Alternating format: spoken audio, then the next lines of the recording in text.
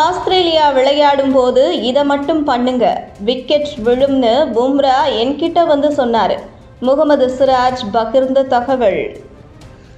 வணக்கம் செய்தி புனல் நேயர்களே. பெர்த் நகரில் நடைபெற்ற முதல் டெஸ்ட் போட்டியில் இந்திய அணி ஆஸ்திரேலியாவை எதிர்த்து அடித்த அதிரடி வெற்றியால் ரசிகர்கள் உற்சாகமடைந்துள்ளனர்.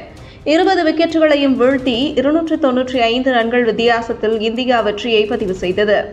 இந்த வெற்றியில் முக்கியமான பங்காற்றியவர் வேகப்பந்து வீரர் முகமது சிராஜ்.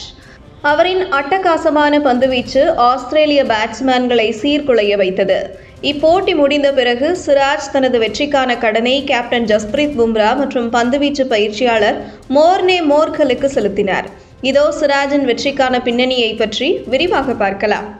பெர்த் மைதானத்தில் முதன்முறையாக பேட்டிங் செய்த ஆஸ்திரேலிய அணி இந்திய பந்துவீச்சின் முன்னிலையில் மடிந்தது.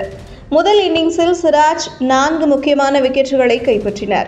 ஆஸ்திரேலியாவின் நட்சத்திரமான லாபுஷேன், டேவிட் வார்னர், ஸ்மித் போன்ற முக்கிய வீரர்களை விரைவில் வெளியேற வைத்தார். இரண்டாவது இன்னிங்ஸில் ஆஸ்திரேலியாவை தொடர்ச்சியாக தள்ளுமுள்ளாக்கிய சிராஜ் 5 விக்கெட்டுகளை வீழ்த்தினார். இதன் மூலம் மொத்தம் 9 விக்கெட்டுகளை எடுத்ததோடு ஆஸ்திரேலிய அணியின் யதார்த்தத்தை உரைத்தார். இந்த வெற்றியின் பின்னணியில் பந்துவீச்சு பயிற்சியாளர் மோர்னே மோர்கல் செய்த ஆலோசனைகள் முக்கிய காரணமாக அமைந்தது. முகமது சிராஜ் இதுகுறித்து கூறும்போது, மோர்னே மோர்கல் என்னிடம், நீ ஒரு போர் வீரர் போல் செயல்பட்டு இந்திய அணிக்கு விக்கெட்டுகளை பெற்றுத்தர வேண்டும் என்று கூறினார். மேலும் உங்கள் பந்துவீச்சை ரசித்து சீராக ஒரு இடத்தில் பந்துகளை வீசுங்கள், அதனால் உங்களுக்கு விக்கெட்டுகள் கிடைக்கும் என்று உற்சாகப்படுத்தினார் என்று தெரிவித்தார். இந்த வெற்றியின் மற்றொரு முக்கிய காரணம் கேப்டன் ஜஸ்பிரீத் பும்ராவின் பங்களிப்பு. சிராஜ் கூறியதாவது, பும்ரா எப்போதும் என்னிடம் உற்சாகமாக பேசிக் கொண்டிருந்தார். ஓவர்களுக்கு இடையில் விக்கெட் எடுத்ததற்காக கொண்டாட்டத்தில் ஆரவாரம் செய்ய வேண்டாம், அதனால் உங்கள் லைன் லென்த் குலையும். ஒரே இடத்தில் தொடர்ச்சியாக பந்து வீசுங்கள், அது நிச்சயம் எதிரணி பேட்ஸ்மேன்களை சீர்குலைக்கும் என்று அறிவுரை கூறினார் என சிராஜ் தெரிவித்தார்.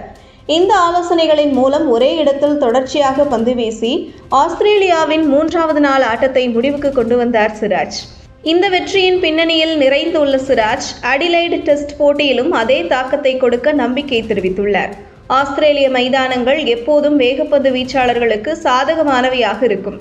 பெர்த் மைதானத்தில் நான் கற்றுக்கொண்டது அதே உணர்வுடன் அடிலைட் மைதானத்திலும் தொடர்வேன் என்று அவர் கூறினார்.